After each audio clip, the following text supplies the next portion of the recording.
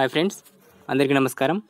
ఈ వీడియోలో మనం రోస్టర్ పాయింట్స్ గురించి, నియామకాలలో రోస్టర్ పాయింట్స్ ఏమైనా ప్రభావం అనేది చూపిస్తాయా, ఎలాంటి ప్రభావాలని చూపిస్తాయి, పోస్టింగ్స్ అనేది ఏ విధంగా ఉంటుంది, రోస్టర్ని ఎలా అమలు చేస్తారు అనేటువంటి పూర్తి వివరాలు మనం ఈ వీడియోలో చూడడానికి ప్రయత్నిద్దాం. సో ఇంతవరకు మన ఛానల్ ఎవరైనా సబ్స్క్రైబ్ చేసుకునే వాళ్ళు ఉంటే సబ్స్క్రైబ్ చేసుకోండి ఫ్రెండ్స్. అదేవిధంగా పక్కనే ఉన్న బెల్ ఐకాన్ని కూడా ట్యాప్ చేయండి. సో రోస్టర్ విధానం అనేది ఒక్కొక్క రాష్ట్రంలో ఒక్కొక్క విధంగా అనేది ఉంటుంది. సో రాష్ట్ర ప్రభుత్వాలు దీన్ని అమలు చేస్తాయి.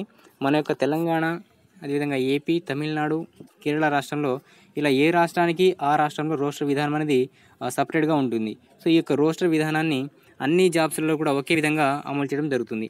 సో ఈ రోస్టర్ అనేది ఎలా ఉంటుంది అంటే 1 నుంచి 100 వరకు కూడా పాయింట్స్, లేదా నెంబర్స్ అయినా పాయింట్స్ అయినా కూడా అనవచ్చు. సో ఇట్లా కేవలం వీటిని పోస్టింగ్ ఇచ్చేటప్పుడు మాత్రమే రోస్టింగ్ అనే విధానాన్ని అమలు చేస్తారు. సో పోస్టింగ్స్ అనేది మొత్తంగా కూడా 3 అంచెలలో చేస్తారు కదా. సో అది కూడా చెప్తాను.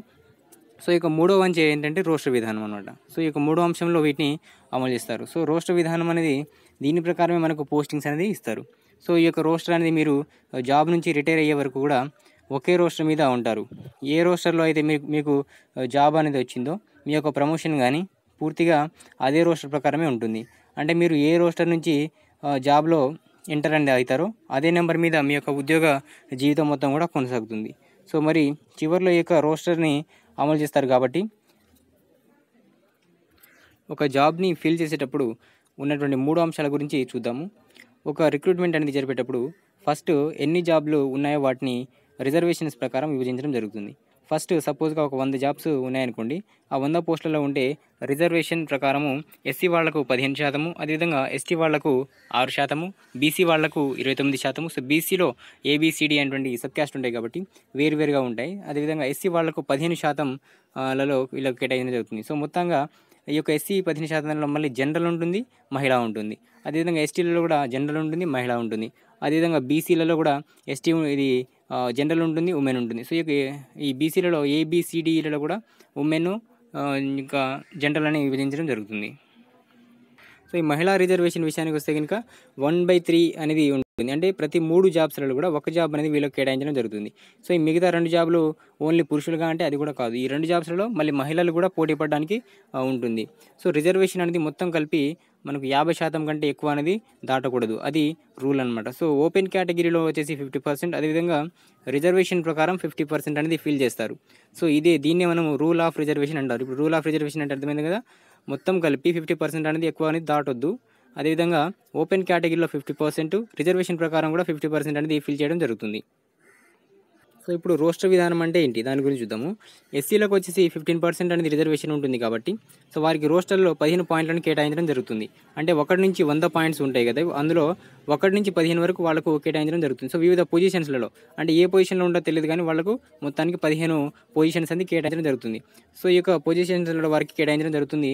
ఇట్లా ఎస్టీ వాళ్ళకు 6% ఉంది కాబట్టి వాళ్ళకు 1 నుంచి 6 పొజిషన్స్లో కేటాయించడం జరుగుతుంది. అదేవిధంగా బీసీ వాళ్ళకు 29% ఉంది కాబట్టి వాళ్ళకి 29 పొజిషన్లలో కేటాయించడం జరుగుతుంది. ఓపెన్ కేటగిరీలో 50% కాబట్టి రిజర్వేషన్ వారికి కూడా 50 పొజిషన్లని కేటాయించడం జరుగుతుంది. సో మరి మీకు ఒక డౌట్ ఉండొచ్చు, పిహెచ్సి వాళ్ళకు ఎక్స్ సర్వీస్ మెన్ వీళ్ళకు కూడా ఎట్లా కేటాయిస్తారంటే వీళ్ళు ఓపెన్ కేటగిరీలోనే వస్తారు. వాళ్ళకు రిజర్వేషన్లో వారి యొక్క రిజర్వేషన్లో వాళ్ళని కేటాయించడం జరుగుతుంది. అంటే రిజర్వేషను రోస్టర్ విధానము చాలా దగ్గర సంబంధాన్ని కలిగి ఉంటుంది. అంటే 2 ఒకటే అనుకోవచ్చు మనము దాదాపుగా.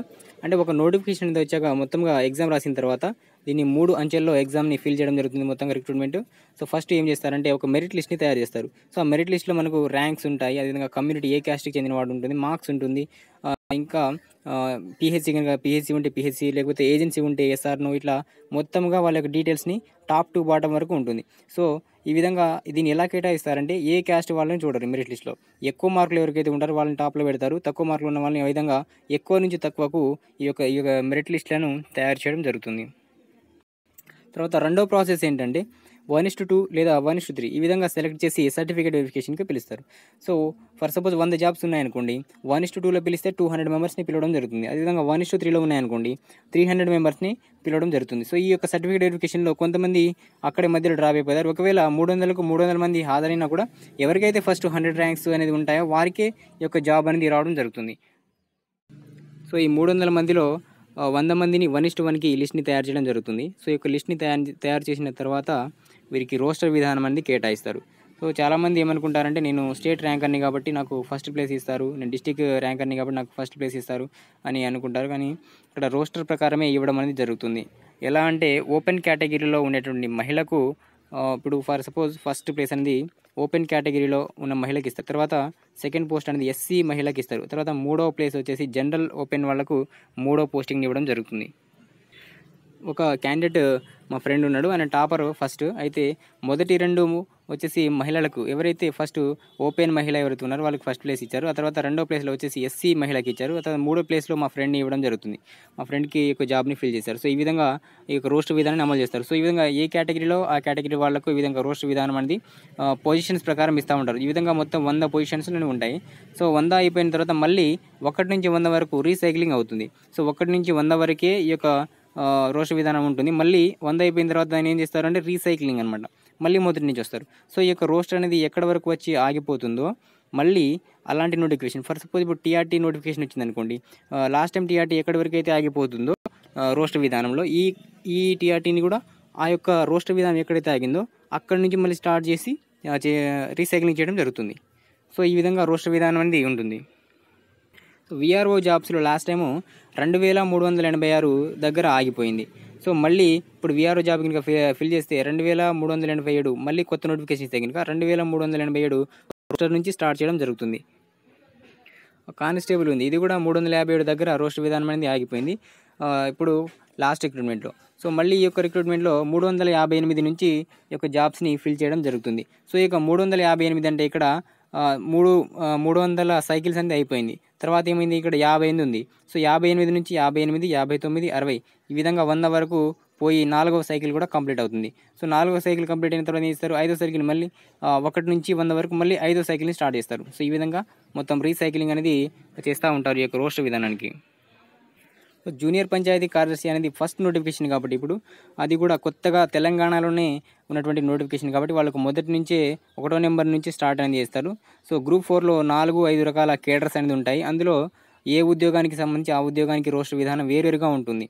సో మళ్ళీ ఈ యొక్క రోస్టర్ అనేది జిల్లాల్లో కూడా వేరువేరుగా ఉంటుంది. అంటే ఒక జిల్లా ఇప్పుడు ఖమ్మం తీసుకున్నాం అనుకోండి, ఇక్కడ 30 దగ్గర ఆగిపోయింది అనుకోండి ఖమ్మంలో. ఇప్పుడు రంగారెడ్డి డిస్టిక్లో ఒక 40 దగ్గర రోస్టర్ విధానం ఆగిపోయింది. ఈ విధంగా అన్ని జిల్లాలకు వేరువేరుగా ఈ యొక్క రోస్టర్ విధానం ఆగి ఉంటాయి. సో ఎక్కడైతే ఆగిపోయిందో అక్కడి నుంచే స్టార్ట్ చేయడం జరుగుతుంది. సో అంటే పోస్టింగ్ అనేది మొత్తం మారిపోతుంది. సో డిస్టిక్ ఒక టాపర్ వచ్చినప్పుడు కూడా ఫస్ట్ పోస్ట్ అనేది తీసుకోలేడు. రిజర్వేషన్ ప్రకారం ఎక్కడైతే రోస్టర్ ఆగిపోతుందో అక్కడి నుంచి మళ్ళీ ఫిల్ చేయడం అనేది జరుగుతుంది.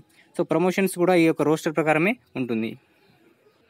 సో ఈ 1 నుంచి 100 వరకు రోస్టర్ పాయింట్స్ అనేది రిజర్వేషన్స్ ప్రకారం ఎట్లా కేటాయించాలనేది కూడా ఈ వీడియోలో నేను చూపిస్తాను, చూడండి ఫ్రెండ్స్. సో ఇక్కడ రోస్టర్ పాయింట్స్లో ఉమెన్స్కి వచ్చేసి ఎస్సీ వాళ్లకు ఇక్కడ చూడండి సెకండ్ ప్లేస్ అంటే మహిళకు 2వ ప్లేసు, అదేవిధంగా 22వ ప్లేసు, 47వ ప్లేసు, 66వ ప్లేసు, 87వ ప్లేసు ఇవన్నీ కూడా ఎస్సీ మహిళకి ఇవ్వడం జరుగుతుంది. ఎస్టీ మహిళకు 8వ ప్లేసు, 58వ ప్లేసు ఇవ్వడం జరుగుతుంది. సో ఈ విధంగా బీసీఏ, బీసీబీ, బీసీసీ, అదేవిధంగా కింద బీసీడీ, ఓసీ వాళ్లకు 1వ ప్లేసు, 6వ ప్లేసు, 12వ ప్లేసు, 17వ ప్లేసు. సో ఈ విధంగా ఉమెన్స్కి సంబంధించి ఈ విధంగా ఉంటుంది. సో అన్ని కేటగిరీస్కి సంబంధించి కూడా లిస్ట్ చూడండి friends. So roster points in promotions and appointments. So promotion వచ్చినప్పుడు కూడా అపాయింట్మెంట్స్ ఇచ్చేటప్పుడు కూడా ఈ విధంగా రోస్టర్ అనేది ఉంటుంది. సో ఫస్ట్ చూడండి ఓపెన్ కాంపిటీషన్ ఉమెన్కి ఉంటుంది. ఆ తర్వాత షెడ్యూల్డ్ క్యాస్ట్ ఉమెన్ ఎస్సీకి ఉమెన్కి సెకండ్ ప్లేస్ ఇస్తారు. తర్వాత ఓపెన్ కాంపిటీషన్లో ఇస్తారు. తర్వాత బ్యాక్వర్డ్ క్లాస్ 4th ప్లేస్, అదేవిధంగా ఓపెన్ కాంపిటీషన్ 5th ప్లేస్, 6వ ప్లేస్ వచ్చేసి విజువల్లీ హ్యాండిక్యాప్డ్ ఉమెన్కు, అదేవిధంగా 7th వచ్చేసి షెడ్యూల్డ్ క్యాస్ట్కి, 8th ప్లేస్ వచ్చేసి షెడ్యూల్డ్ ట్రైబ్స్ ఉమెన్కి, 9 వచ్చేసి open competition, 10 backward class, 11 open competition, 12 open competition women, 13 open competition, 14 backward class, 15 open competition, 16 scheduled caste, 17 open competition women, 18 backward class women, 19 backward class women, 20 backward class, 21 open competition, 22 scheduled caste women, 23 open competition women, 24 backward class, 25 scheduled tribe ST candidate, అదేవిధంగా 26 open competition OC, 27 scheduled caste, 28 open competition, 29 backward class, 30 open competition women, 31 hearing handicapped open, 32 open competition, 33 scheduled tribes, 34 open competition women, 35 backward class, 36 open competition, 37 open competition, 38 open competition women, 39 backward class, 40 open competition, 41 scheduled caste, 42 open competition, 43 backward class, 44, 45 backward class, 46 open competition, 47 scheduled caste women, 48 open competition, 49 backward class women, 50 open competition women, 51 open competition, 52 scheduled caste, 53 open competition, 54 backward class, 55 open competition women, 56 orthopaedically handicapped OH వాళ్లకు ఓపెన్లో, అదేవిధంగా 57 open competition OC candidate, అదేవిధంగా scheduled tribes women 58, 59 open competition women, 60 backward class, 61 OC, 62 SC,